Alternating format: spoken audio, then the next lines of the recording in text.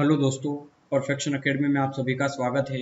आज हम देख रहे हैं आयतन वॉल्यूम आज हम 3D स्टार्ट कर रहे हैं एचडी यादव मैथ से। तो ये पहला पार्ट है जिसके अंदर हम डिटेल में पहले कंसेप्ट समझेंगे हर एक चीज़ का, और हर एक वीडियो में कंसेप्ट बताऊंगा मैं। ठीक है, तो हर वीडियो को शुरू से देखना, स्किप मत करना। एक एक चीज़ बहुत इंपॉर्टेंट है, उनको नोट करना है और आपको नोट्स बना लेना है। ठीक है, तो चलिए सबसे पहले इसका देख लेते हैं कंसेप्ट। कंसेप्ट क्या कहता है, देखो किसी भी 3D फिगर में, मतलब जो भी 3D जो आकृतियां होती है, डायग्राम्स होते हैं 3D क्या क्या होते हैं, मैं पहले आपको बता दूं। देखो सबसे पहले तो होता है घन, क्यूब, घनाभ, क्यूबॉइड, बेलन, सिलेंडर, शंकु जिसे हम कोन भी कहते हैं, ठीक है, स्फीयर जिसे हम गोला कहते हैं। ये चीज़ें 5-6 चीज़ें इंपॉर्टेंट होती है। इसके अंदर फिर बहुत सारी चीज़ें आती है, जैसे कि शंकु का फ्रस्टम आ गया है ना, छिन्नक आ गया, गोला अर्धगोला आ गया, ठीक है, सेमी स्फीयर वगैरह। तो ये चीज़ें बस इनसे कट पिट के बनती है। तो ये लगभग हम 5 चीज़ें कवर करेंगे इस चीज़ में, ठीक है, इसमें। तो पहले मैं इन सभी चीज़ों का, मतलब ये जो अभी मैंने 5 चीज़ें लिखी है ना, इन सभी का मैं आपको आयतन निकालना बताऊंगा कि किसी भी चीज़ का आयतन हम कैसे निकालते हैं। देखो हम यहाँ पे 3-4 चीजें कवर करने वाले हैं। इन चीजों को आपको ध्यान से समझना है। पहला हम किसी भी चीज का करेंगे आयतन कवर। आयतन होता क्या है एक्चुअली, देखो कोई भी चीज कितनी जगह घेरती है, मतलब जगह का घेरना क्या कहलाता है, आयतन। जैसे अगर मैं बोल दूं एक पानी का ग्लास है, तो उसमें कितना पानी आ सकता है उसको कहते हैं उसका आयतन। ठीक है, मतलब जितना पानी उसमें आ सकता है उसको क्या कहते हैं, उसका आयतन कहते हैं। जैसे कोई कमरा है, तो कमरा, उस कमरे में कितनी हवा आ सकती है उस कमरे के अंदर, वो उसका आयतन हो गया। ठीक है, एक आप कुछ भी मान सकते हो, एक बकेट, बाल्टी है, बाल्टी में कितना पानी आ सकता है, या हर एक चीज जिसमें जो चीज से बनी है। जैसे एक डस्टर होता है जो अक्सर हम टीचर्स यूज करते हैं, डस्टर, वो डस्टर कुछ इस शेप में होता है बिल्कुल। ठीक है, तो ये जो डस्टर है जिसमें इतनी सारी जो लकड़ियां लगती है ना, वो लकड़ी क्या कहलाती है, उसका आयतन, मतलब उसका टोटल कितनी चीजों से मिलके बनी है, वो कितना वजन है उस चीज का। ठीक है, तो वो सारी चीजें कहलाती है हमारा आयतन। अब आप बात करेंगे, इसमें 2 चीज और हैं। एक है वक्र पृष्ठ, जिसे हम वक्र पृष्ठ कहते हैं ना, वक्र पृष्ठ या पृष्ठीय क्षेत्रफल, 2 नाम से हम जानते हैं, वक्र पृष्ठ या पृष्ठीय क्षेत्रफल। ये एक्चुअली दोनों एक ही मीनिंग होता है, लेकिन थोड़ा सा शब्दों का खेल है। मैंने जैसा कि आपको वृत्त में बताया था। देखो वक्र पृष्ठ क्या होता है, जैसे कोई एक सिलेंडर ले लेते हैं हम, सिलेंडर मतलब एक बेलन, इसी प्रकार से बनता है बेलन एक। तो बेलन के अंदर ऊपर वाला एरिया और नीचे वाला एरिया अगर हम छोड़ देंगे, तो बाकी क्या बचा, ये चारों तरफ का एरिया इसका, तो वही क्या कहलाता है, इसका वक्र पृष्ठ। ठीक है, अब इसको वक्र पृष्ठ क्यों कहेंगे, इसका पृष्ठीय क्षेत्रफल क्यों नहीं कहेंगे, क्योंकि वक्र है ये। वक्र मतलब होता है कर्व, कर्व मतलब घुमावदार कोई मोड़ होता है ना, जैसे ये गोल है बिल्कुल इस तरीके से, तो ये वक्राकार है। ठीक है, तो ये वक्र है, इसीलिए इसका कहते हैं कि बेलन का वक्र पृष्ठ ज्ञात कीजिए। बेलन का पृष्ठीय क्षेत्रफल का यूज नहीं करेंगे यहाँ पे वर्ड, यहाँ पे कहेंगे बेलन का वक्र पृष्ठ। ठीक है, जैसे अगर हम कोई और वर्ड लें, जैसे तो एक घनाभ हो गया। ठीक है, तो घनाभ के अंदर ये ऊपर वाला जो छत है जिसको मैंने कलर कर दिया है, और एक ये नीचे वाला छत है, नीचे वाला फर्श, एक्चुअली नीचे वाला छत। ठीक है, तो उन दोनों को छोड़ दें तो ये ऊपर ये चारों दीवारें बची इधर से उधर तक, तो ये चारों दीवारें क्या कहलाती है, पृष्ठीय क्षेत्रफल। तो कई बार ये दोनों वर्ड यूज नहीं करेगा, वो कई बार ये यूज कर लेगा कि चारों दीवारों का क्षेत्रफल, किसी घनाभ के चारों दीवारों का क्षेत्रफल, मतलब किसका बोलेगा, वो पृष्ठीय क्षेत्रफल का। ठीक है, तो चारों दीवारों का क्षेत्रफल क्या होगा, ये उसका वक्र पृष्ठ या पृष्ठीय क्षेत्रफल।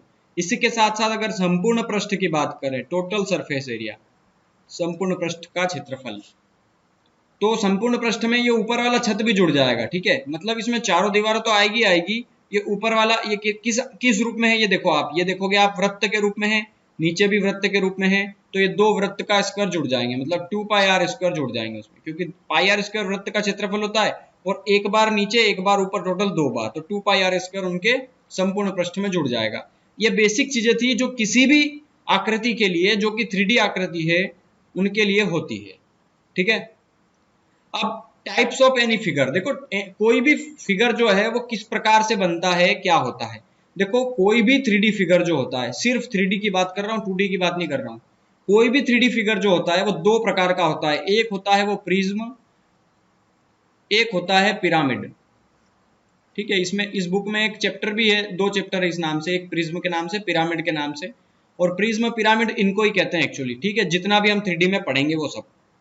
देखो प्रिज्म क्या होता है, पिरामिड में एक ही वीडियो में इसी मैं समझा देता हूं आपको दोनों। ठीक है, देखना, जिसका टॉप और बेस एक जैसा हो, जैसे प्रिज्म है। जैसे मान लिया जाए, अगर आपको एक मैं बना दूं, कुछ भी एक बेलन मान लो, बेलन, बेलन किस तरह होता है, ऐसा। तो देखो इसका बेस, जो कि आधार कहते हैं हम जिसपे, ये एक ड्रम है, ड्रम मान लो, ड्रम। तो ड्रम ऊपर से भी ऐसा होता है गोल, और नीचे से भी जो जिसपे टिका हुआ है वो भी ऐसा ही गोल रहता है। मतलब उसका आधार नीचे वाला, और ऊपर वाला उसका जो हिस्सा है, ऊपरी छत। ठीक है, तो आधार और ऊपरी हिस्सा, मतलब बेस और जो टॉप है उसका, वो सेम होना चाहिए, एक जैसा हो, उसको हम प्रिज्म कहते हैं। कोई भी चीज हो गई, जैसे बेलन में एक सेम होता है, ऊपर भी वृत्त होता है, नीचे भी वृत्त। अगर आप घन बनाएंगे, एक कमरा घनाकार हो सकता है, या घनाभ के आकार का हो सकता है, या घन के आकार का हो सकता है। तो ऊपर भी एक स्क्वायर है, देखो वर्ग है, नीचे भी एक वर्ग है, तो ये घन हो गया, घनाभ हो गया। ठीक है, तो ये क्या है, एक प्रिज्म है, क्योंकि ऊपर भी घन है, नीचे भी घन है। घनाभ बना दो एक, घनाभ में भी ऊपर वर्ग आयत है, नीचे भी आयत है, मतलब ये भी क्या कहलाएगा, एक प्रिज्म।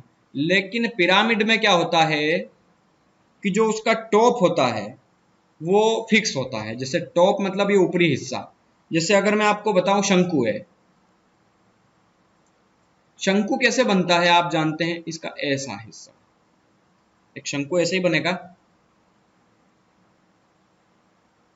ये शंकु बन गया। ठीक है, ये इसकी हाइट हो गई, इसका आर हो गया, और ये जो है इसकी तिर्यक रेखा हो गई, जिसको हम एल नाम से जानते हैं। तो एल स्क्वायर इक्वल टू होता है H square plus R square. ये पाइथागोरस थ्योरम लग गई यहाँ पे, है ना। ये अगर एल मानोगे तो कर्ण का वर्ग बराबर ये लंब का वर्ग प्लस आधार का वर्ग। ठीक है, तो ये शंकु जो है, जिसका देखो यहाँ पर एक पॉइंट है, लेकिन नीचे क्या है, एक वक्र है, वक्राकार, मतलब एक सर्कल है ना, वृत्त है। तो यहाँ पे ये दोनों चीजें सेम नहीं है, और जब दोनों चीजें सेम नहीं होगी तो ये पिरामिड होगा, क्योंकि यहाँ पे एक सेम एक पॉइंट है, इसका पॉइंट जो है वो फिक्स है यहाँ पे। ठीक है, तो जिसका एक पॉइंट होता है और अदर साइड जो होती है वो अलग होती है उससे, पॉइंट से, तो ये पिरामिड कहलाते हैं। बस ये दोनों में एक छोटा सा फर्क था। ठीक है, अब हम देखेंगे घनाभ। घनाभ के अंदर देखो, घनाभ इसलिए बता रहा हूं मैं क्योंकि पहला ही क्वेश्चन हमारा घनाभ से शुरू हो रहा है। ठीक है, तो एक सबसे सदाबहार फार्मूला बता देता हूं मैं आपको, जो आपको हर तरह के, चाहे शंकु हो, बेलन हो, घनाभ हो, घन हो, सब में आपको याद रखना है। और वो फार्मूला ये है कि किसी भी 3D फिगर का आयतन, 3D आकृति का आयतन क्या होता है, किसी भी 3D आकृति का आयतन, किसी भी, ठीक है, सबके लिए बोल रहा हूं, किसी भी 3D आकृति का आयतन अगर निकालना है हमें, तो आयतन बराबर होगा आधार गुना ऊंचाई। ठीक है, ये चीज आपको ध्यान रखना है बस, कि जो भी आयतन निकालेंगे वो आधार गुना ऊंचाई होगी। अब ये क्यों होगा मैं आपको समझाता जाऊंगा क्वेश्चंस में। पहले घनाभ देखिए, क्यूबॉइड की बात कर रहे हैं हम। ठीक है, क्यूबॉइड कैसे बनता है, देखो एक आयत से मिलके बनता है। एक आयत था ऐसे, मैंने यहां से इसको धक्का दिया ऐसे, तो इसकी साइड कुछ मुड़ गई होगी, खैर वो तो समलंब है, छोड़ो आप उसको। यहाँ पे देखिए, ये भी एक आयत है, और इनकी साइड्स को मिला दिया गया, तो ये क्या बन गया, एक घनाभ बन गया, क्यूबॉइड बन गया।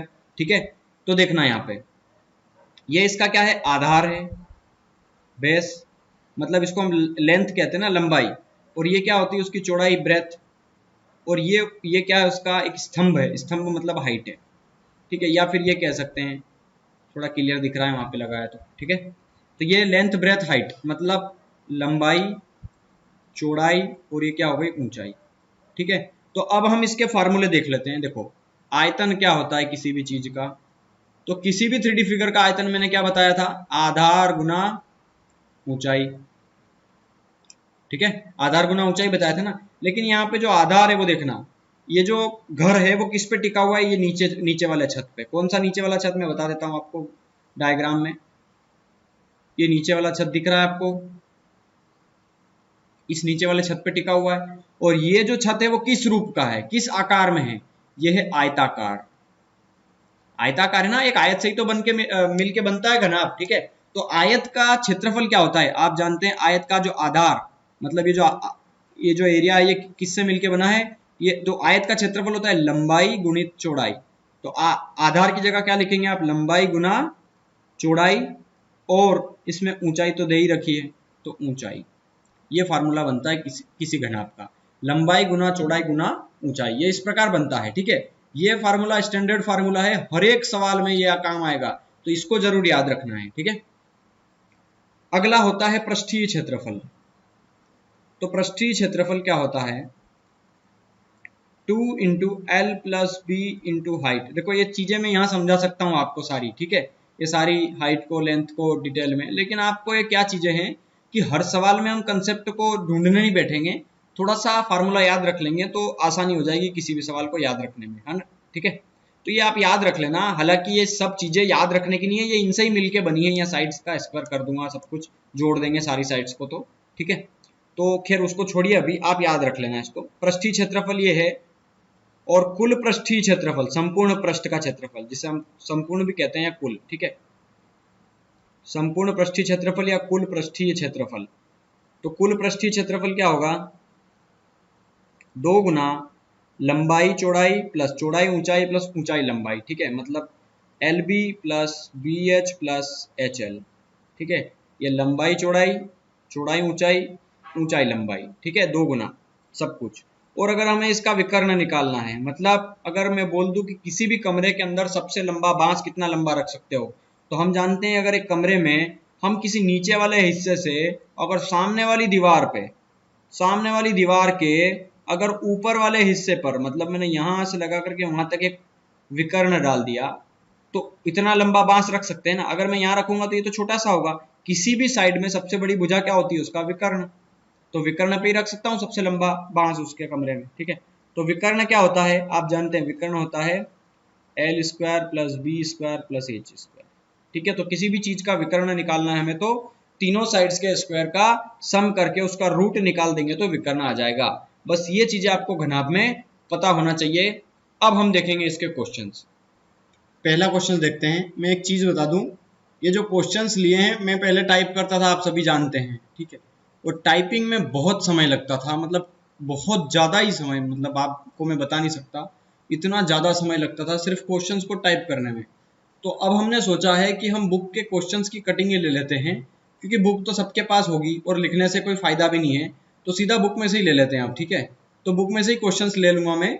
हाँ, एक चीज़ का फ़र्क पड़ेगा क्वालिटी का। ठीक है, तो क्वालिटी को थोड़ा सा आप 720 पिक्सल में देखिए, या फिर 1080 पिक्सल में जब इस वीडियो को देखेंगे तो ये क्वेश्चंस थोड़ा आपको क्लियर दिखेंगे। ठीक है, अगर आप 240 या 360 में देखोगे तो शायद ये वीडियो आपको क्लियर नहीं दिखे। ठीक है, क्योंकि जो अभी मैं करवाऊंगा वो तो शायद क्लियर दिखेगा, लेकिन ये जो क्वेश्चंस है ये 1080 में या 720 में दिख जाएगा। ठीक है, या फिर आप बुक खरीद लीजिए, तो बुक में आपको बहुत अच्छे से इसका सोल्यूशन दिख जाएगा। ठीक है, देखते हैं क्वेश्चंस।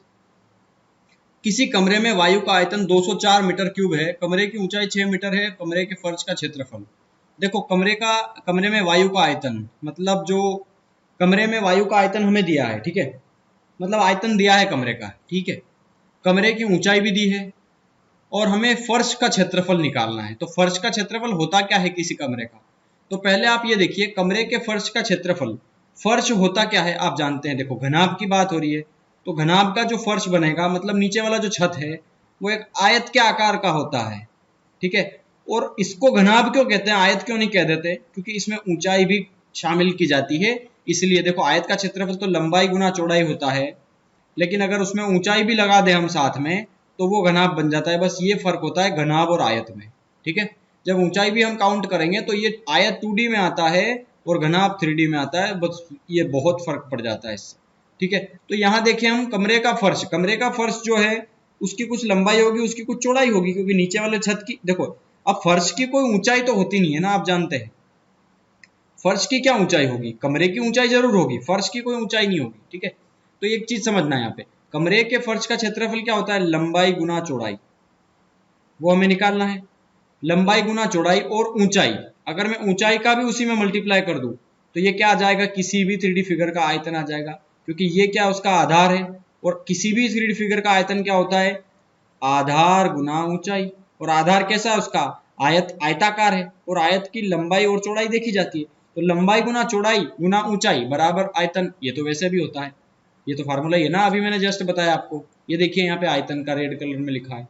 तो बस यही तो चीजें हैं कि हमें लंबाई और चौड़ाई, मतलब कमरे का फर्श का क्षेत्रफल हमें बताना है, तो लंबाई और चौड़ाई दोनों का मल्टीप्लीकेशन चाहिए, तो इसको चेंज मत करो, लंबाई गुना चौड़ाई रहने दो ऐसा कैसा, और ये कितना है, आधा, आयतन कितना दिया है उसका 204, तो उसका हमें ऊंचाई से डिवाइड कर देना है बस 6 से, सिंपल ही है। देखो लंबाई गुना चौड़ाई क्या होता है, कमरे का फर्श का क्षेत्रफल, ठीक है। तो 6 तिया 18, 2 बचा 6 चौक 24, 34, तो 34 हमारा ए ऑप्शन हो जाएगा यहाँ पे, ठीक है। चलिए किसी कमरे के फर्श की माप 4 मीटर इंटू 3 मीटर है, मतलब देखो यहाँ पे समझना 4 मीटर इंटू 3 मीटर दिया है, मतलब ये पहली चीज जो है वो लंबाई है, दूसरी चीज वो चौड़ाई है। ये मैंने आपको बताया था कि जब भी हमें विमाएं दे देगा 4 metre into 3 metre into 6 metre, तो पहला हमेशा लंबाई होगा, दूसरा चौड़ाई होगा, तीसरा ऊंचाई हाइट होगा, ठीक है। तो कमरे के फर्श की माप 4, 3 और ऊंचाई हाइट 3 दी है। कमरे की दीवारों तथा छत पर रोगन करना है, ठीक है। तो रोगन किए जाने वाले भाग का एरिया कितना है, देखो ये कहने का मतलब ये है इसका कि ये संपूर्ण पृष्ठ का क्षेत्रफल पूछ रहा है, क्योंकि देखो कमरे के फर्श की माप हमें दे दी है और कमरे की दीवारों और छत पे दोनों पे रोगन करना है हमें, तो रोगन किए जाने वाले भाग का क्षेत्रफल क्या होगा, तो ये क्या होगा उसका संपूर्ण पृष्ठ का क्षेत्रफल, और हम जानते हैं कि संपूर्ण पृष्ठ का क्षेत्रफल क्या होता है, 2 गुना लंबाई धन चौड़ाई, लंबाई इंटू चौड़ाई, तो 4 तिया कितना हो गया 12, प्लस 3 तिया कितना हो गया 9, अरे यही होता है ना formula, 2 into L B plus B L B H plus H L, लंबाई गुना चौड़ाई प्लस चौड़ाई गुना ऊंचाई प्लस ऊंचाई गुना लंबाई, ठीक है। ये होता है संपूर्ण पृष्ठ का क्षेत्रफल, क्योंकि रोगन कहाँ किया जा रहा है, उसके पूरे क्षेत्रफल पे। देखो कमरे की चारों दीवारों पे, मतलब वही दीवारें तो चारों ही हो गई ना दीवारों पे, कोई एक अलग से तो बोला नहीं है, और छत पे, तो बस ये तो सभी जगह हो गया, और फर्श का माप हमें दिया ही है ऑलरेडी। तो रोगन किए जाने वाले भाग का एरिया क्या होगा, तो देखो 12 प्लस 3 तिया 9 प्लस 3 चौक 12, तो ये हमें निकालना है। तो 12 और 12 हो गया 24, 24 और 9 कितना हो गया 33, है ना, 33 हो गया ना ये, तो 33 टू जा 66, मतलब 66 वर्ग मीटर जो है हमारा एरिया, उस पे हमें क्या करना है, रोगन करना है, ठीक है। लेकिन ये चीज जो आई है रोगन करने का एरिया, इसमें आप चीज एक समझना, ये जो एरिया आया है ना, थोड़ा देखो डिटेल में बता रहा हूं मैं आपको, ये जो 66 आया है, ये क्या आया है मैं बता दूं आपको, ये संपूर्ण पृष्ठ का एरिया आया है। क्या आया है, संपूर्ण पृष्ठ का, जिसमें ये एक कमरा था, तो समझना इस कमरे की ये चारों दीवारें और ये ऊपरी छत, यही तो है, छत पर रोगन करना है, ठीक है। लेकिन नीचे वाली छत को थोड़ी रोगन करना है, क्योंकि नीचे वाले छत पे कौन कलर करता है भाई, ठीक है ना, ये चीज समझ में आ रही ना, ये नीचे वाली छत पे कौन कलर करेगा, रोगन कौन करेगा, ठीक है। तो यहाँ एक चीज समझना, नीचे वाली छत का क्षेत्रफल हमें इस टोटल सरफेस एरिया में से हमको घटाना पड़ेगा, तो नीचे वाला छत की लंबाई कितनी है 4, चौड़ाई कितनी है 3, हमें 12 घटा देना है, सिंपल, ये हो गया हमारा। देखिए क्वेश्चन नंबर 3 देखते हैं, 200 मीटर लंबे और 150 मीटर चौड़े एक टैंक में 0.3 मीटर और 0.2 मीटर आकार वाली एक नली से 20 किलोमीटर प्रति घंटा की गति से पानी छोड़ा जाता है। तदनुसार उस टैंक में पानी का तल 8 मीटर ऊंचा होने में कितने घंटे का समय लगेगा। देखिए क्वेश्चन बहुत जबरदस्त है, थोड़ा सा कंसेप्ट का यूज करना पड़ेगा यहाँ पे। मेरे को एक चीज बताओ आप, अगर ये बड़ा टैंक है, इसके अंदर मान लो 1500 लीटर पानी आता है, ठीक है, 1500 लीटर पानी आता है। अगर मेरे पास एक छोटी सी बाल्टी है जिसमें सिर्फ 30 लीटर पानी हो, मतलब उसमें 30 लीटर पानी आ सकता है। तो मैं ऐसी कितनी बाल्टी इसमें डालूंगा कि ये 1500 लीटर का पानी भर जाएगा टैंक। ठीक है, मतलब आपको क्या करना पड़ेगा, आपको सीधी सी बात है कि आप ऐसी 50 बाल्टी और डालेंगे। ठीक है, अब जो लोगों का मैथ्स अच्छा है उसने तो कैलकुलेट कर लिया होगा, जिनका मैथ्स अच्छा नहीं है वो थोड़ा टाइम लगाएगा। एक्चुअली क्या है कि 1500 लीटर के टैंक को भरने के लिए 30 लीटर के जो बाल्टियां होती छोटी छोटी 30 लीटर की, ऐसी कितनी बाल्टी उसमें डालेंगे कि 1500 लीटर का भर जाएगा। तो हम दूसरे तरीके से कैसे करेंगे, एक तो हमने मेंटली कर लिया, दूसरा ये है कि 30 लीटर वाली ऐसी कितनी और बाल्टियां डाले 30-30 लीटर वाली कि 1500 लीटर का पानी भर जाए। मतलब x की वैल्यू कितनी आ गई, ये 1500 तो था, ये 30 का आ गया बटे में। ठीक है, तो आप इसको सोल्व करेंगे तो 50 आ जाएगा, क्योंकि 0 से 0 कैंसिल और 3 से 15 कटेगा 5 बार, 50 आ जाएगा। मतलब 50 ऐसी बाल्टी चाहिए। ये चीज समझ में आई? ठीक है, समझ में आ गया होगा सबको। मतलब हमने एक चीज यहाँ पे सीख ली। क्या सीख ली हमने? कि जब भी किसी इस तरह का सवाल दिया हो तो हमें 1500 में 30 का भाग देना है। 1500 हर सवाल में तो रहेगा नहीं, तो 1500 क्या है एक्चुअली, बड़ी वैल्यू है। क्या है, बड़ी वैल्यू है, ध्यान रखना है इस चीज का। और 30 क्या है, छोटी वैल्यू है।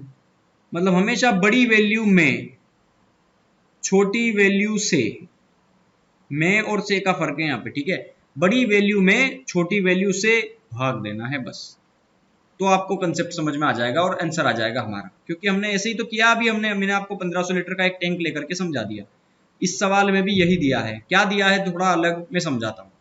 200 मीटर लंबा और 150 मीटर चौड़ा एक टैंक है। हम पढ़ रहे हैं घनाभ, आप जानते हैं घनाभ में ऊंचाई भी मापते हैं। ठीक है, और 200 मीटर लंबा, 150 मीटर चौड़ा और कितने मीटर ऊंचा, तो ये बोल रहा है कि इतने मीटर लंबा और इतने मीटर चौड़े टैंक के अंदर अगर इतने मीटर लंबी और इतने मीटर चौड़ी आकार वाली एक नली से अगर 20 किलोमीटर प्रति घंटा की गति से पानी डालेंगे तो उस टैंक का जो पानी का तल है वो 8 मीटर ऊंचा हो जाएगा। और कितनी देर में होगा, बस वो चीजें हमें बताना है। मतलब हमें पानी का तल 8 मीटर ऊंचा करना है, मतलब उसमें 8 हाइट हो सकती है उसकी, 8 हाइट है उसकी।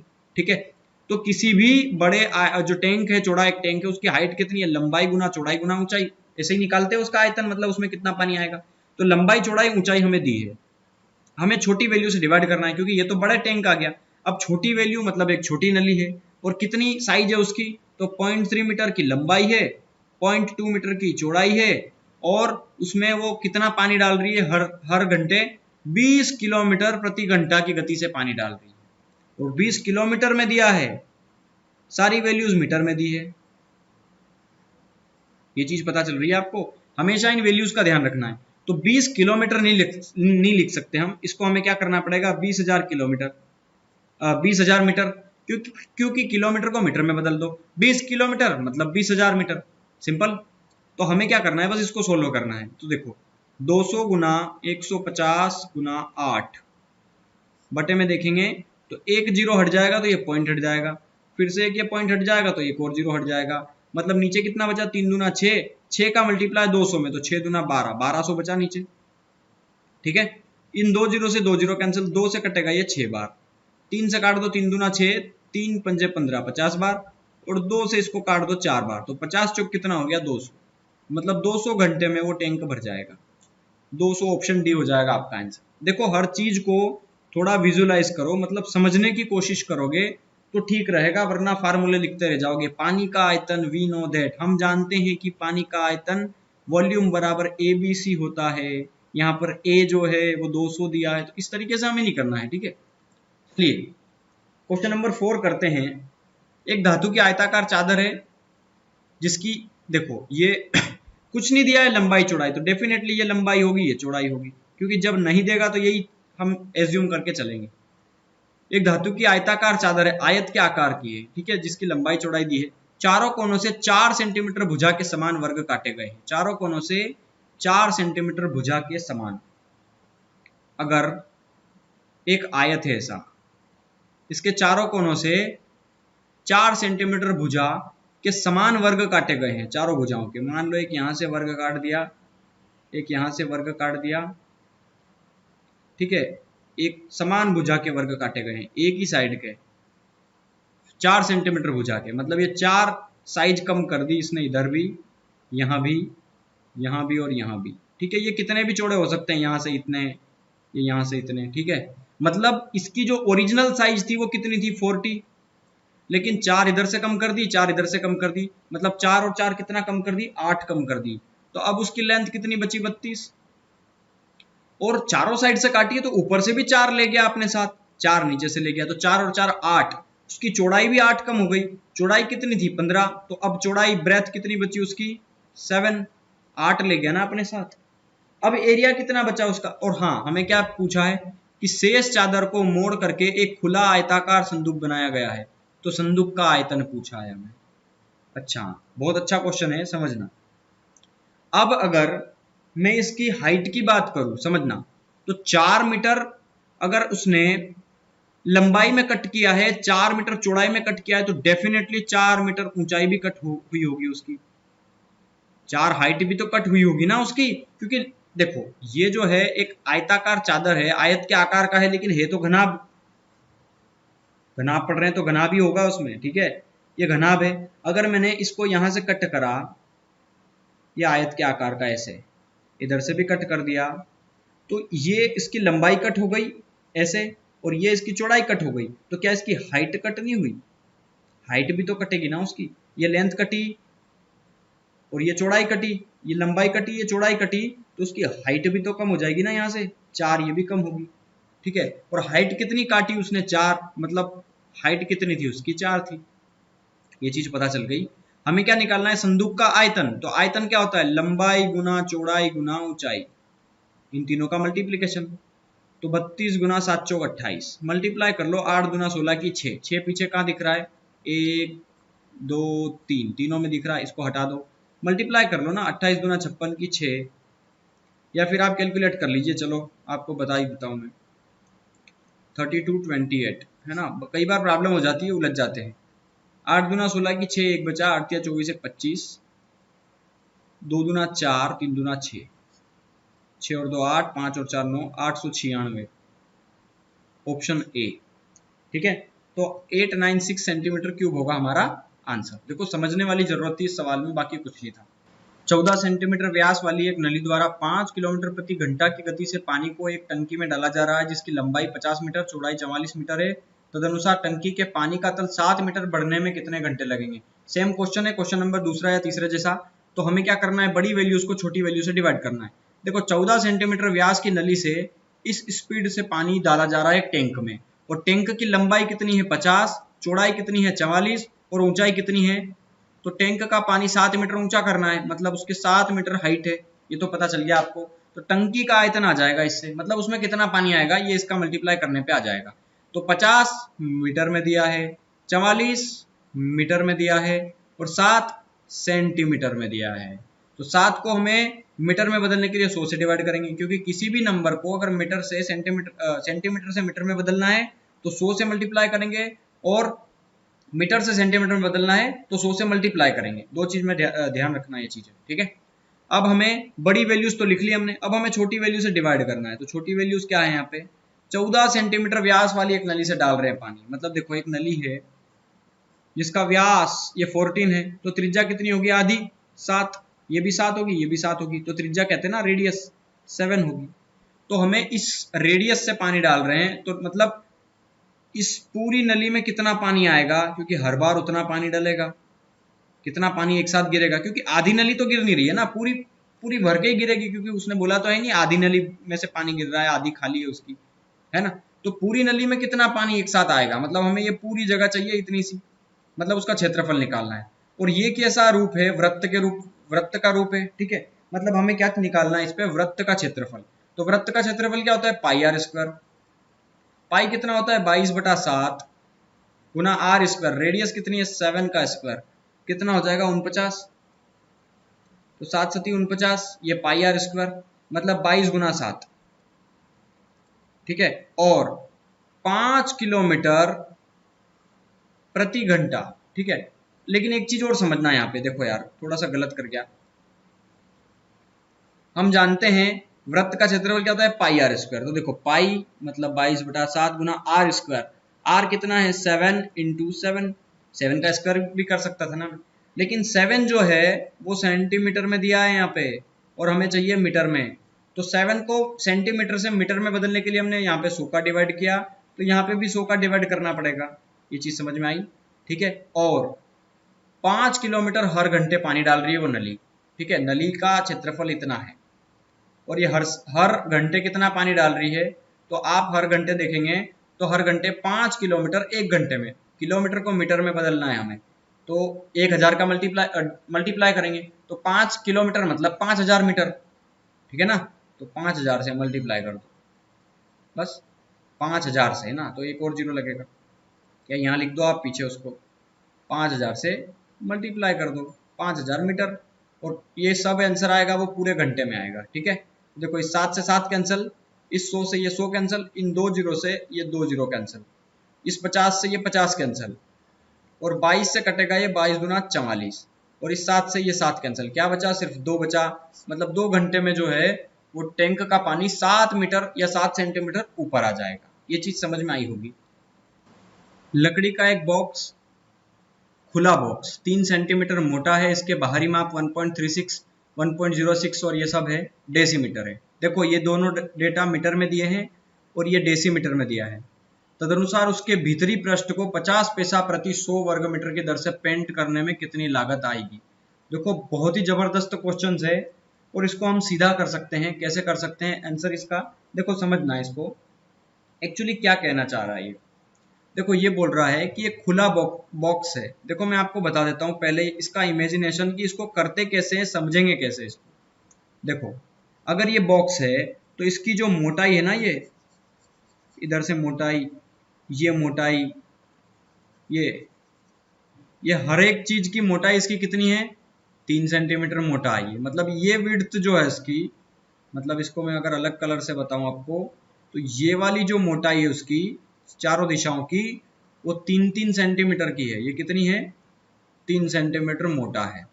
और बाहरी माप इसकी जो बाहरी है, मतलब बाहरी माप, बाहरी लंबाई जो है, देखो पहले तो मैं एक चीज बता दूं मैं आपको, ये सेंटीमीटर में दिया है तो सवाल को सेंटीमीटर में बदल दो। क्यों बदल दो, मीटर में डेटा ज्यादा दिया है, मीटर में बदल सकते हैं हम, लेकिन समझने वाली बात ये कि 1.36 दिया है मीटर में, अगर दशमलव में कैलकुलेटिव करेंगे ना तो बहुत समय लग जाएगा हमको, इसलिए इसको सेंटीमीटर में बदल दो। तो 1.36 मीटर मतलब होता है 136 सेंटीमीटर, ठीक है।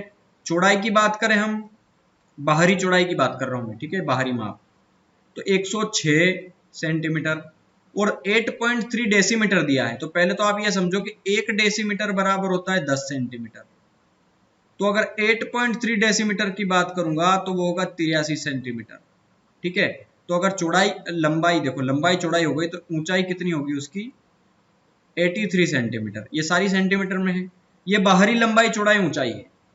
और यहाँ पे कलर किस में करना है, उसके भीतरी पृष्ठ में, अंदर कलर करना है।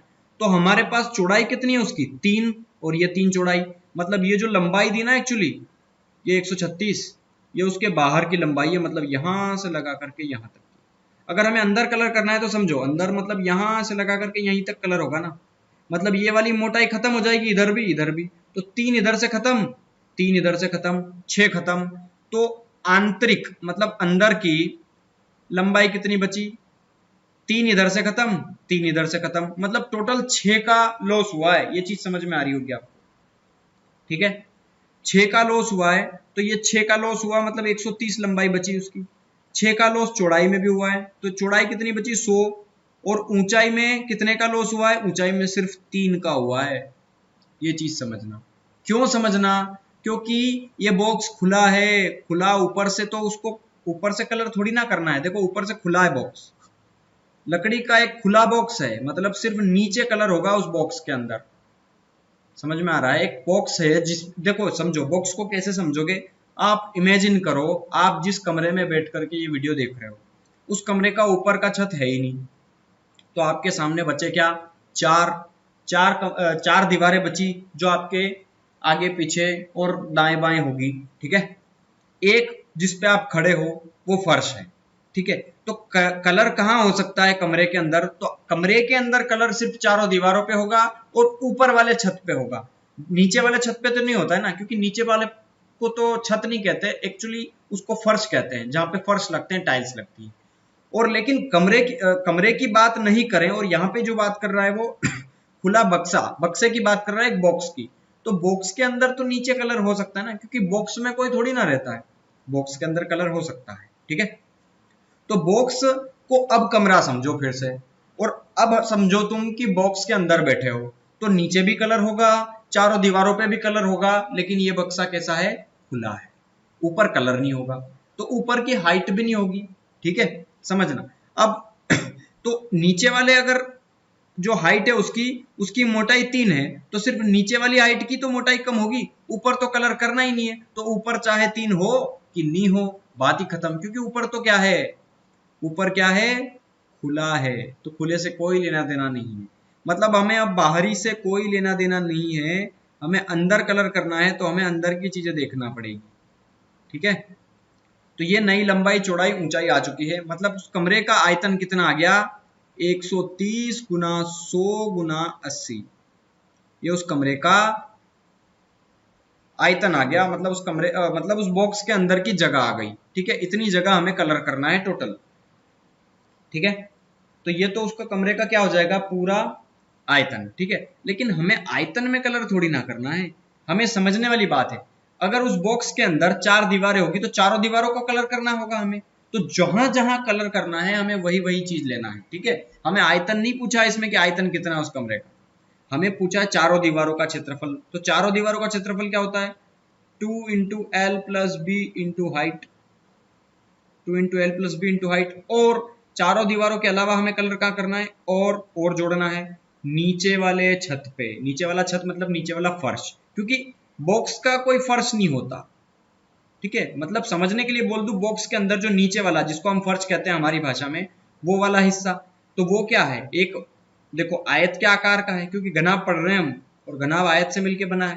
ठीक है, आयताकार होता है नीचे वाला फर्श उसका, तो आयत मतलब नीचे वाले एरिया में कलर करना है, तो नीचे वाला एरिया क्या होता है, आयत का क्षेत्रफल, आयत का क्षेत्रफल क्या होता है, लंबाई गुना चौड़ाई।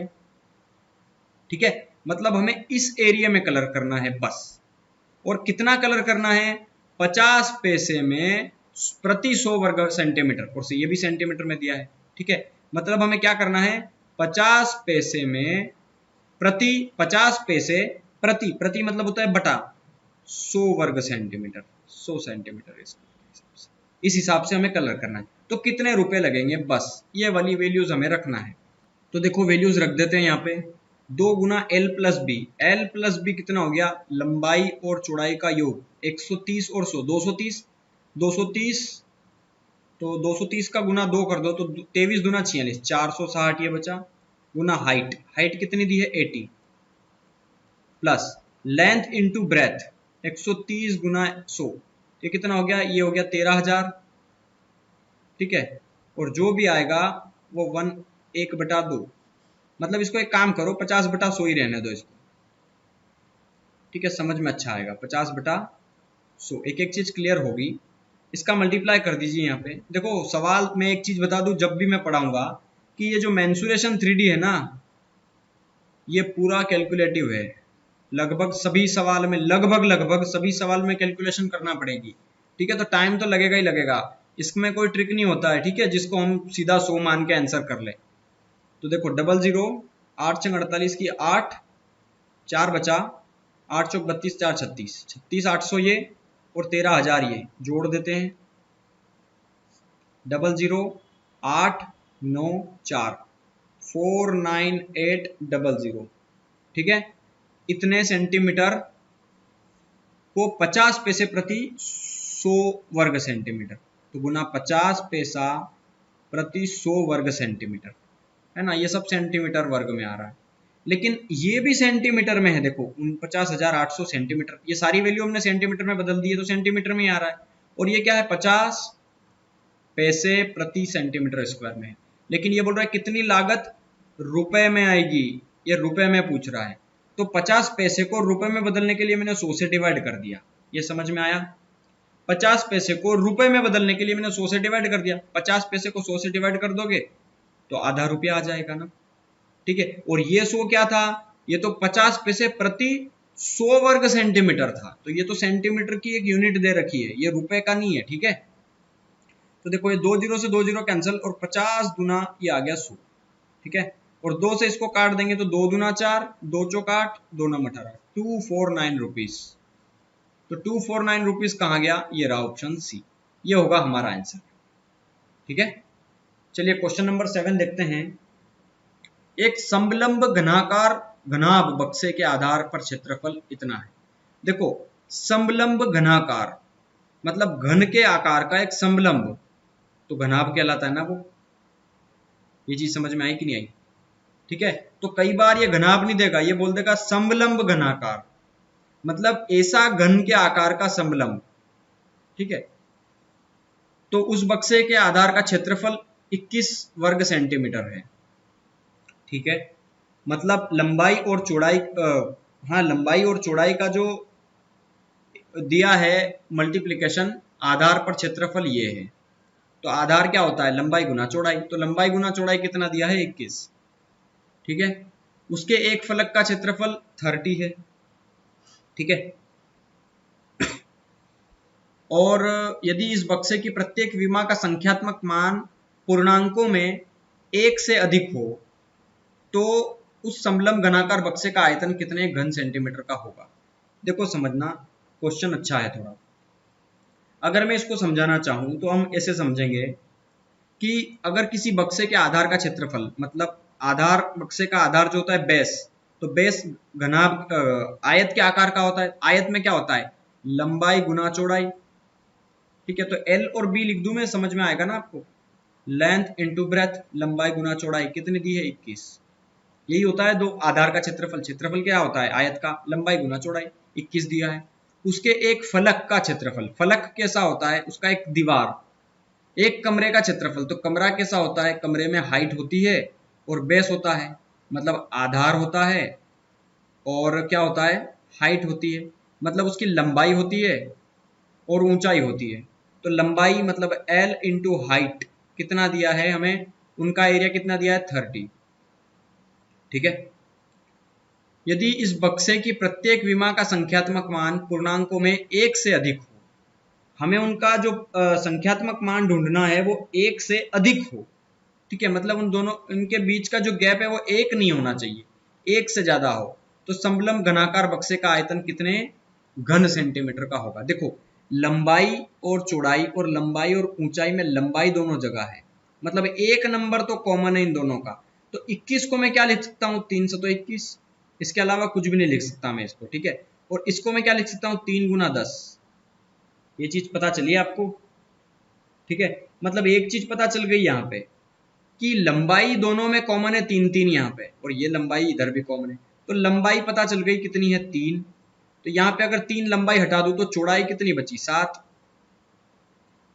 तो ऊंचाई देखो, चौड़ाई अगर 7 निकल गई इसमें से, ये 3 तो ऑलरेडी हट चुका है, तो ये 10 क्या बचा, हाइट। तो हाइट कितनी आ गई, 10। लंबाई चौड़ाई ऊंचाई, ये चीज आपको पता चल गई ना। और ये क्या बोल रहा है कि प्रत्येक विमा का जो संख्यात्मक मान है, मतलब हर एक डायमेंशन जो है वो पूर्णांकों में 1 से अधिक है, मतलब 1 से ज्यादा का ही उनका डिफरेंस होना चाहिए।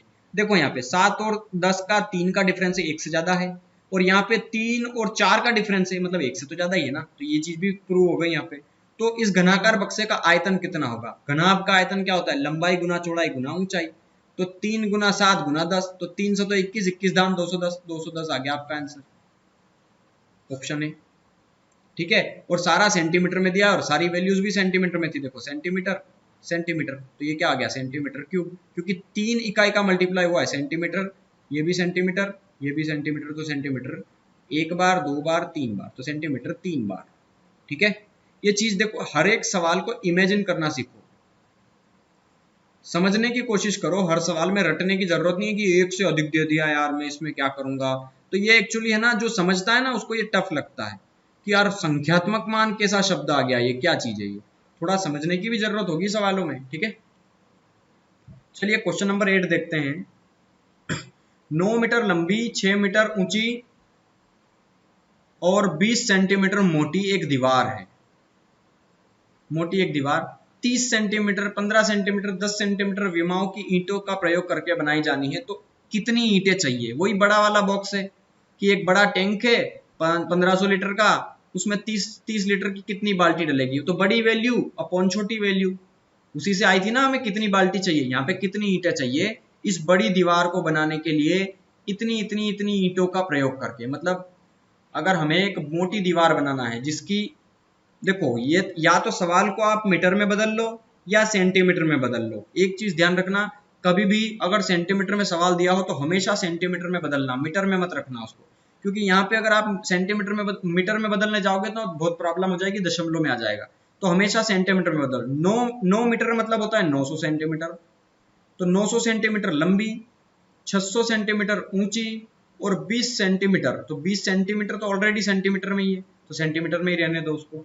ठीक है, इतनी बड़ी दीवार में अगर हमें 30 सेंटीमीटर की लंबाई वाली, 15 सेंटीमीटर चौड़ाई वाली और 10 सेंटीमीटर ऊंचाई वाली अगर ईंटें लगाना है तो कितनी ईंटें चाहिए? सिंपल है, कैलकुलेशन कर लो। 2 जीरो से ये 2 जीरो कैंसिल, 3 से कटेगा 3 बार, 15 से कटेगा 40 बार, 15 चौक 60 होता है ना। तो बस 2 चौक 8, 8 तिया 24, ये 24 लिख दिया और जीरो लगा दो, 1 और 2, ये 2 जीरो लग गए, 2400। मतलब कितनी ईंटें चाहिए? 2400 ईंटों की आवश्यकता होगी हमें। ये चीज समझ में आई होगी आपको, आई थिंक। चलिए यदि प्रत्येक ईंट का माप, अब ईंट का माप दे दिया है कि इतना इतना इतना है, तो 8 मीटर लंबी, इतना इतना मीटर चौड़ी एक दीवार बनाना है। तो बड़ी वैल्यू को छोटी वैल्यू से ध्यान रखना है और कितनी ईंटें चाहिए। तो बड़ी वैल्यू क्या है? हमें एक दीवार बनाना है और दीवार की लंबाई है 8 मीटर, लेकिन मैंने क्या बताया है, सेंटीमीटर में हमेशा सवाल को ले लेना है हमें। ठीक है, तो देखो 8 मीटर, तो 8 मीटर को क्या लिख देंगे? 800 सेंटीमीटर। ठीक है, 6 मीटर, 6 मीटर को लिख देंगे 600 सेंटीमीटर और 22 सेंटीमीटर, तो ये तो ऐसे ही दिया है 22.5 सेंटीमीटर। इतनी मोटी दीवार को, मतलब इतनी जो दीवार है उसको 25 सेंटीमीटर, 11.25 सेंटीमीटर और 6 सेंटीमीटर की ईंटों से बनाना है। तो कितनी ईंटें चाहिए? बस कैलकुलेशन है, इसके अलावा कुछ भी नहीं है। देखो यहाँ पे कुछ नहीं है तो जीरो है, और देखो 11.25 का डबल दिख रहा है ना, ये वाले फिगर, 11 का डबल 22, 25 का डबल 50, ये पूरा इससे कितनी बार कटेगा? 2 बार। देखो दशमलव डरावना जैसा था, डराने जैसा, बाकी कुछ नहीं था ना उसमें। अब देखो 25 से इसको काट देंगे, 25 दूना 50, 30 बचा, 25 50 75 100, 4 बार में अगर 100 आता है तो 12 बार में कितना आएगा? चलो ऐसे मत समझो इसको, आपको समझ में नहीं आएगा। देखो इसको 5 से डिवाइड कर लो, थोड़ा डेटा क्लियर हो जाएगा। 5 से इसको काटेंगे, 5 से 25 बार, और 5 से इसको काटेंगे तो 160 बार, 16 पंजे 80 होता है ना। अब आप कैलकुलेट कर सकते हैं ना। देखो इसको 5, देखो इसको 5 से अभी रहने दो, इसको 6 से काट दो 100 बार। ठीक है, 5 से इसको काट दो, 5 या 15, 1 बचा, 5 दूना 10। ठीक है, तो ये कितना बता? 32 दूना 64, और 64 का मल्टीप्लाई 100 में 6400। ये हो गया आपका आंसर इसका। देखो समझने में कितना अच्छा है क्वेश्चन, डरावना लगता है, बस हमें डेटा ऐसा दे देता है, वो तो एक्चुअली कुछ नहीं होता उनमें। ठीक है, समझने वाली बात है। चलिए, एक आयताकार टंकी के आधार का क्षेत्रफल इतना है, मतलब टंकी का जो बेस है वो दे दिया हमें, लंबाई गुना चौड़ाई का जो मल्टीप्लिकेशन है वो 6500 है। उसमें भरे हुए पानी का आयतन इतना है। तो पानी की गहराई, गहराई मतलब हाइट, देखो लंबाई और चौड़ाई यही तो होता है आधार का क्षेत्रफल। आधार का मतलब क्या है? देखो आयत के आधार, आयत का आधार क्या होता है? लंबाई गुना चौड़ाई। अरे आयत में होता ही क्या है? सिर्फ लंबाई और चौड़ाई तो होता है, और चौड़ाई तो इन दोनों का मल्टीप्लाई तो कहलाता है आयत का क्षेत्रफल। और क्षेत्रफल दे दिया है 6500, तो 6500 क्या दिया है? लंबाई और चौड़ाई का मल्टीप्लाई, गुणा दिया है। और हमें चाहिए इसकी ऊंचाई, क्योंकि आयतन दे दिया है हमें उसका। आयतन में क्या क्या होता है? लंबाई भी होती है, चौड़ाई भी होती है, ऊंचाई भी होती है। ठीक है, तो ये तो डेफिनेटली निकल आएगा ना सवाल में। एक्चुअली बचा ही क्या उसमें? यही तो निकलता है उसमें। तो बस क्षेत्रफल दिया है हमें इतने वर्ग सेंटीमीटर में, और पानी का जो आयतन दिया है वो घन मीटर में दिया है।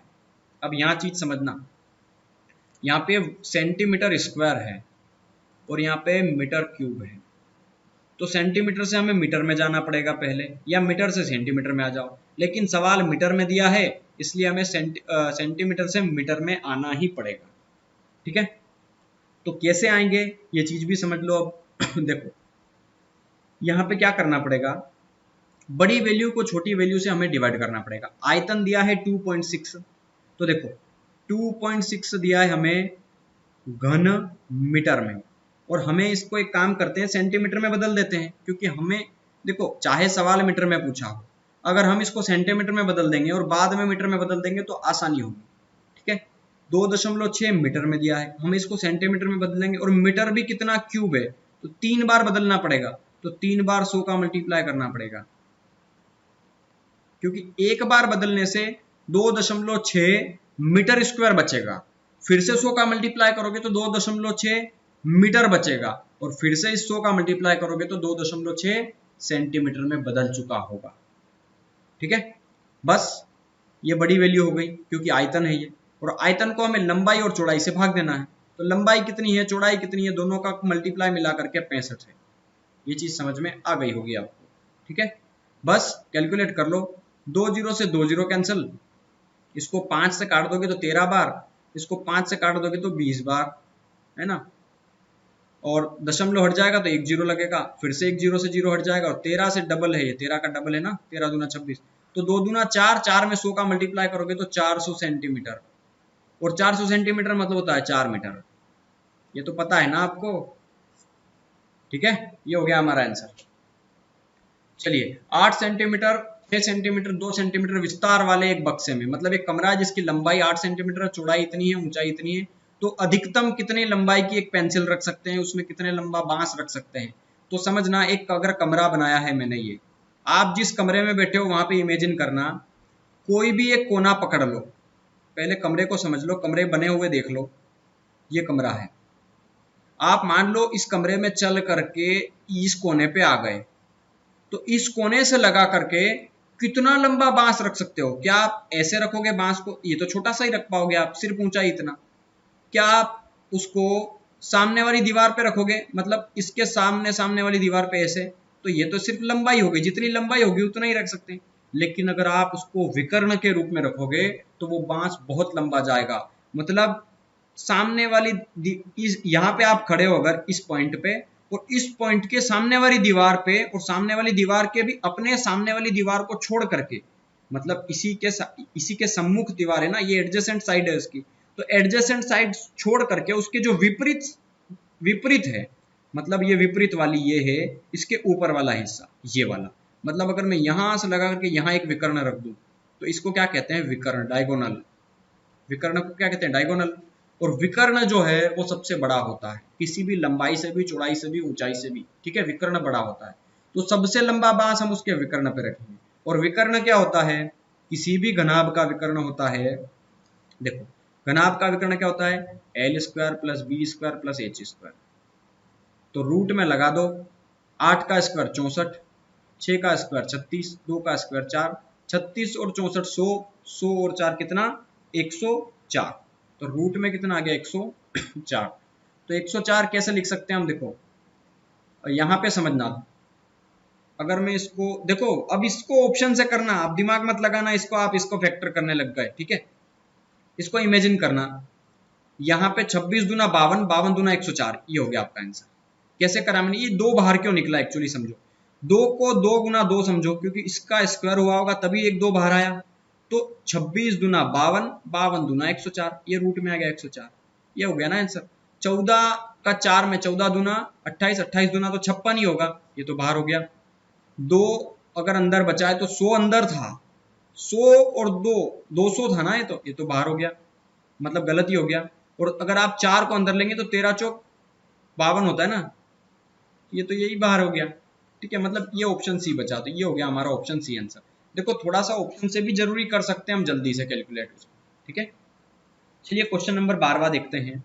एक गोदाम 15 मीटर लंबा है, 12 मीटर चौड़ा है। तो 15 मीटर लंबा, 12 मीटर चौड़ा है, उसके फर्श और भीतरी छत, उसके फर्श और अंदर के छत, फर्श मतलब नीचे वाला, भीतरी छत मतलब ऊपर वाला, ठीक है, का क्षेत्रफल चारों दीवारों के क्षेत्रफल के योग के बराबर है। तो उस गोदाम का आयतन कितना है। देखो, जबरदस्त क्वेश्चन दिया है, पहले हम इसको समझेंगे क्या बोला है इसने। देखो, अगर मान लो उस कमरे की या उस गोदाम की लंबाई चौड़ाई दी है तो ऊंचाई हमें नहीं दी है। ठीक है, तो पहले हमें उसकी ऊंचाई निकालना पड़ेगी, उसके बाद ही उसका आयतन निकलेगा। क्योंकि आयतन क्या होता है, लंबाई गुना चौड़ाई गुना ऊंचाई। लंबाई चौड़ाई तो दी, अगर ऊंचाई दे देता तो सिंपल हम मल्टीप्लाई कर लेते, इन चीजों को देखते ही नहीं। ठीक है, लेकिन हमें पहले उसकी ऊंचाई निकालना पड़ेगी, तभी जाके आयतन निकलेगा। तो पहले हम वर्क करेंगे उसकी ऊंचाई पे। तो पहले हमें ऊंचाई ढूंढना है उसकी। ठीक है, ऊंचाई कैसे निकालेंगे, तो समझो ऊंचाई को मैं हाइट मान लेता हूं क्योंकि ऊंचाई को हाइट ही कहते हैं, तो h मान लूंगा मैं उसको, ठीक है। तो अभी फिलहाल इसका आयतन कितना है, लंबाई गुना चौड़ाई गुना ऊंचाई, ये हो गया इसका आयतन, ठीक है। लेकिन हमें h की वैल्यू चाहिए और ये जो आयतन है हमें बाद में निकालेंगे। पहले हमें क्या चीज दी है, देखो उसमें उसके फर्श, फर्श कैसा होता है हम जानते हैं, किसी भी घनाभ का फर्श जो है, मतलब फर्श का क्षेत्रफल क्या होता है, लंबाई गुना चौड़ाई, ठीक है। लंबाई गुना चौड़ाई, तो ये हो गया लंबाई गुना चौड़ाई, एल इंटू बी, ठीक है। किसी भी फर्श का लंबाई गुना चौड़ाई और उसके भीतरी छत का क्षेत्रफल चारों दीवारों के क्षेत्रफल के योग के बराबर है। भीतरी छत का क्षेत्रफल, भीतरी छत का क्षेत्रफल क्या होता है, देखो फर्श मतलब नीचे वाला छत, तो भीतरी छत क्या हो गया, उसके अंदर का, अरे फर्श बोलता, ये भीतरी छत, देखो दोनों अलग अलग शब्द है, फर्श अलग है, भीतरी छत अलग है। फर्श मतलब जो नीचे वाला है और भीतरी छत किसी कमरे का छत, मतलब किसी कमरे के अंदर का छत, भीतरी छत वही तो होता है। तो छत तो ऊपर होगा ना और फर्श नीचे होगा, तो ये दोनों चीजें ऊपर और नीचे की दे दी हमें कि किसी कमरे का नीचे वाला छत और भीतरी मतलब ऊपर वाला छत। तो L plus B plus L plus B, L into B, दो बार एल प्लस बी है ना ये, क्योंकि नीचे वाला भी छत और ऊपर वाला भी छत, और दोनों कैसे हैं, आयताकार है, और दोनों आयताकार है तो दोनों की लंबाई गुना चौड़ाई होगा उनका क्षेत्रफल। तो लंबाई गुना चौड़ाई कितनी बार, दो बार, ये चीज समझ में आई होगी आपको, ठीक है। ये बराबर है, किसके बराबर है, उसके कमरे के चारों दीवारों के क्षेत्रफल के योग के। तो चारों दीवारों के क्षेत्रफल कितना होता है, तो चारों दीवारों का क्षेत्रफल होता है 2 गुना लंबाई धन चौड़ाई, मतलब लंबाई प्लस चौड़ाई इंटू ऊंचाई, हाइट के, ठीक है। तो यहाँ पे भी 2 है, यहाँ पे भी 2 है, 2 से 2 कैंसिल, ठीक है। लंबाई और चौड़ाई कितनी दी है, 12 गुना 15, 12 में 15 का मल्टीप्लाई करते हैं तो आई थिंक 180 आता है, ठीक है। देखो करके देख लेते हैं, 15 गुना 12, 12 से कटेगा 120, 120 और 60, हाँ 180, सीधा लिख दूं मैं इनका मल्टीप्लाई 180 बराबर एल प्लस बी, इनको जोड़ दो 12 और 15 को, ये कितना हो गया 27 इंटू हाइट, ऊंचाई को h मानी है मैंने, तो 9 से काट दो, 9 या 27, 9 दूना 18, ये कितना आ गया हाइट 20/3। किस में आया है ये सारी चीजें, ये मीटर में थी, ये मीटर में थी, तो वो भी मैंने मीटर में मानी, तो ये मीटर क्यूब में आई, क्योंकि मीटर गुना मीटर गुना मीटर, मीटर क्यूब, ठीक है। ये हाइट किस में आई है, मीटर क्यूब में आई है हमारी, ठीक है, मतलब मीटर में आई है, ठीक है। क्योंकि एक वैल्यू आ गई ना, ये आयतन मीटर क्यूब में होता है, ये हाइट तो मीटर में ही होगी, 20/3 मीटर। अब ये बोल रहा है उसका आयतन हमें निकालना है, तो हाइट आ चुकी है ना अब हमारी, तो बस अगर हमें किसी का भी आयतन निकालना है तो आयतन कैसे निकालेंगे, लंबाई गुना चौड़ाई गुना हाइट, आ चुकी है कितनी 20/3 हाइट, तो 3 चौक 12, तो मल्टीप्लाई कर लो, 15 चौक 60, 60 गुना 120 और 120 के पीछे 0, 1200, ऑप्शन बी हो गया हमारा आंसर, ठीक है। तो यार आज हमने डिटेल कंसेप्ट समझा, हालांकि क्वेश्चन इसके बहुत बाकी हैं, ठीक है, लेकिन वीडियो लंबी हो गई है, और वीडियो ज़्यादा लंबी लोग कोई भी नहीं देख रहा है, मैंने इसका ग्राफ देखा है वीडियो देखने का, तो मुश्किल से मुश्किल लोग सिर्फ 5 से 10 मिनट तक देख रहे हैं वीडियो को, ठीक है। तो ज़्यादा लंबा खींचने से कोई मतलब नहीं है, ये फालतू की मेहनत लगती है फिर, क्यों, क्योंकि मैं मेहनत करूँ कोई देखे ही नहीं उसको, ठीक है। इसीलिए मैं इस वीडियो को यहीं रोक रहा हूँ, 12 क्वेश्चंस लिए हैं, अगली वीडियो में मैं ज़्यादा क्वेश्चंस लूँगा, और अगली वीडियो तक आपके क्या रिव्यू रहते हैं, हालांकि यहाँ तक भी कौन देखता है ये तो आप कमेंट करके ही बताएंगे कि हाँ मैं देखता हूँ, ठीक है। तो यहाँ तक कौन कौन देखता है आप जरूर कमेंट करके बताएं, क्योंकि मेरी मेहनत काफ़ी लगती है इसमें, और अगर आप लोग पूरी वीडियो देखें ही नहीं तो फिर क्या मतलब मेरे को वीडियो बनाने से, ठीक है। तो चलिए आज के लिए इतना ही, thank you and have a nice day. और हाँ, अगर वीडियो अच्छी लगी हो तो ज़रूर लाइक करें, कमेंट करें, और अगर हो सके तो अपने दोस्तों के साथ भी इसको बता दें, शेयर कर दें, व्हाट्सएप पे, टेलीग्राम पे, हाइक पे, टिकटॉक पे, आप जो भी चलाते हैं जहाँ भी शेयर कर सकते हैं आप करें ज़रूर, ठीक है। चलिए आज के लिए बाय बाय।